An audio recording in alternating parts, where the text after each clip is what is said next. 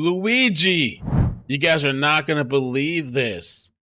Luigi Mangione was clawed by 7 Thai ladyboys during mysterious disappearance months before United Healthcare CEO murder. And you know who called this out?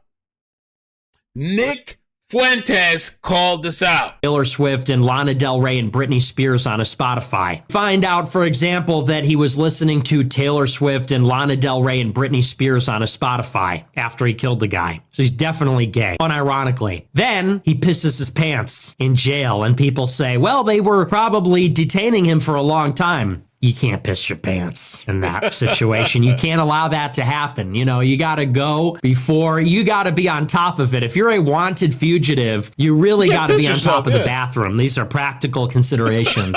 And I said he's gay, which he is. Lana Del Rey, Taylor Swift, Britney Spears. What's going on, big guy? That was on a Spotify. So I said he's a gay Redditor, and he is literally that.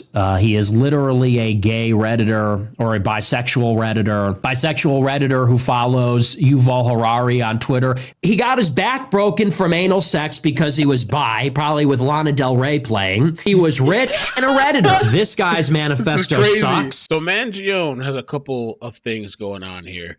Luigi reportedly experienced a whirlwind few months in Asia, including an encounter with Thai ladyboys. Backpacked through Asia. We know that Mangione backpacked through Asia and befriended American travelers.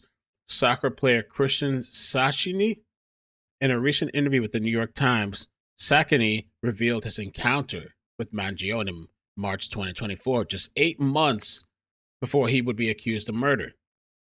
Sack's friend, who wasn't named in the article, revealed that Mangione befriended him. He sent a message on WhatsApp revealing the wild nights he had in Thailand. Woo! One message said Mangione was beat up by 7 ladyboys and lost his phone in a taxi. And ladyboys, to transgender.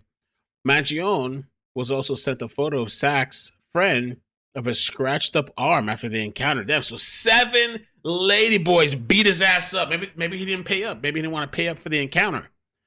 Mangione met 2 American travelers at the Stumble Inn in Bangkok. He told the 2 that he grew up in Maryland and had been living in Hawaii. Wow, look at here. Thailand, Bangkok. We know what you're going out there for. They told the Times that they spoke with Mangione for hours about Sack's soccer career, artificial intelligence, and even the healthcare industry. Mangione reportedly was shocked when Sack told him how much an MRI scan cost in Thailand. Sack's friend showed the Times several photos of their time with Mangione, including a photo of the alleged murderer standing in a marijuana dispensary. Mangione had planned on traveling with the men to Vietnam, but decided to venture to Japan instead. In a voice memo to Sack's friend, Mangione said although Vietnam sounded fun, he yearned to slow down from the chaos.